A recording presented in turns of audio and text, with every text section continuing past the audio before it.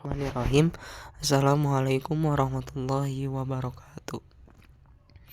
Perkenalkan, kami dari kelompok 5 yang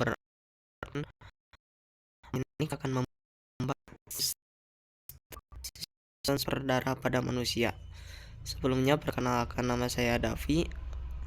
Terus selanjutnya ada rekan saya bernama Desi Wulandari, Diva, Elis, Bila, dan Sanda.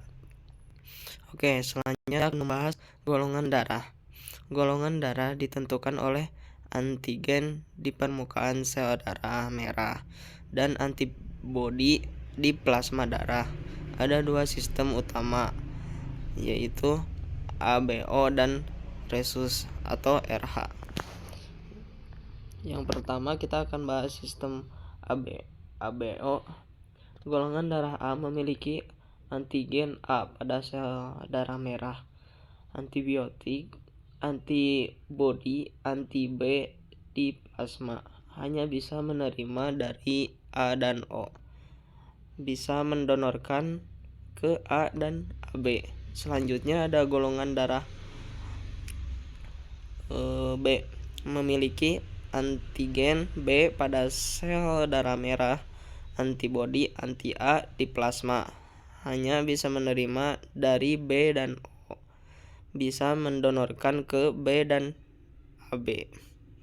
Lalu selanjutnya itu golongan darah AB, memiliki antigen A dan B, tidak memiliki antibodi, bisa menerima dari semua golongan darah AB, AB atau O.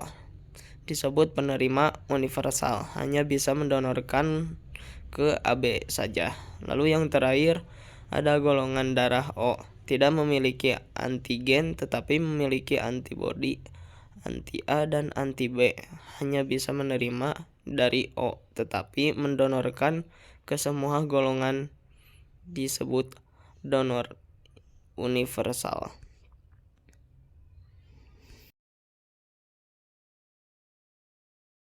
Perkenalkan, nama saya Diva Azhar Nazah. Selanjutnya saya akan menjelaskan mengenai pembekuan darah. Nah, apa sih pembekuan darah ini?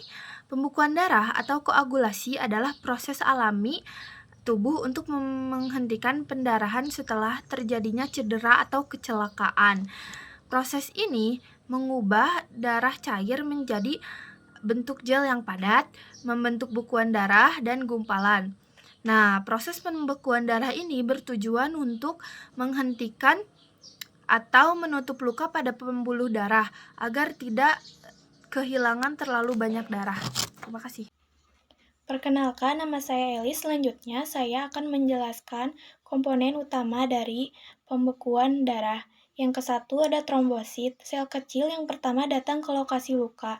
Mereka membentuk sumbat awal. Yang kedua, faktor pembekuan. Sekumpulan protein di darah. Mereka bekerja sama untuk membuat bekuan darah. Yang ketiga, fibrinogen, salah satu faktor pembekuan yang berubah menjadi fibrin, serat protein yang membentuk jaringan kuat. Selanjutnya, bagaimana darah membeku? Yang kesatu, pembuluh darah menyempit untuk mengurangi aliran darah. Yang kedua, trombosit berkumpul di luka dan menempel satu sama lain. Yang ketiga, faktor pembekuan bekerja mengubah fibrinogen menjadi jaring-jaring fibrin. Yang keempat, jaring fibrin menjebak sel darah dan trombosit membentuk bekuan yang kuat. Assalamualaikum warahmatullahi wabarakatuh. Perkenalkan, nama saya Nabila Nur Saidah. Saya akan melanjutkan materi tentang donor darah. Donor darah adalah kegiatan memberikan sebagai darah dari seseorang pendonor untuk disimpan di bank darah atau langsung diberikan kepada orang lain. Resipien atau menerima yang membutuhkan melalui proses transfusi darah. Proses ini merupakan tindakan kemanusiaan yang tidak hanya membantu menyelamatkan nyawa orang lain, tetapi juga memberikan manfaat kesehatan dari pendonor, seperti menjaga kesehatan jantung dan mengurangi risiko penyakit tertentu.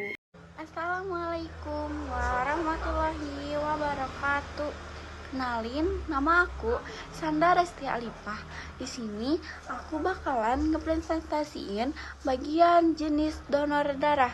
Nah, yang pertama ada darah utuh atau whole blood, yaitu untuk pasien anemia atau operasi besar.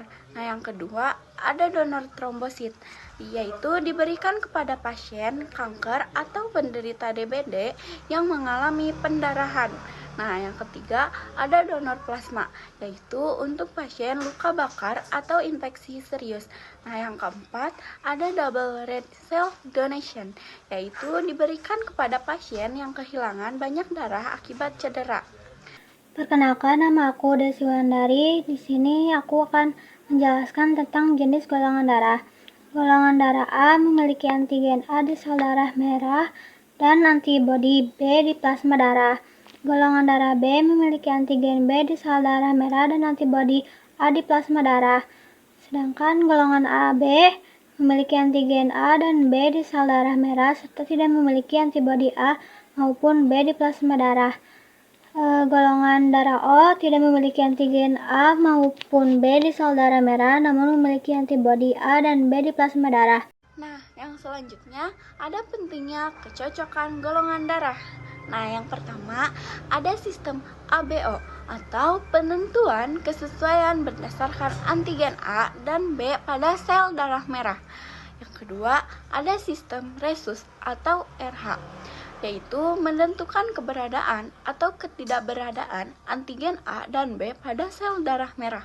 Yang terakhir, ada golongan darah universal, yaitu golongan darah O RH negatif dianggap sebagai donor universal untuk sel darah merah karena dapat ditransfusikan ke semua golongan darah. Sekian dari aku, terima kasih. Wassalamualaikum warahmatullahi wabarakatuh.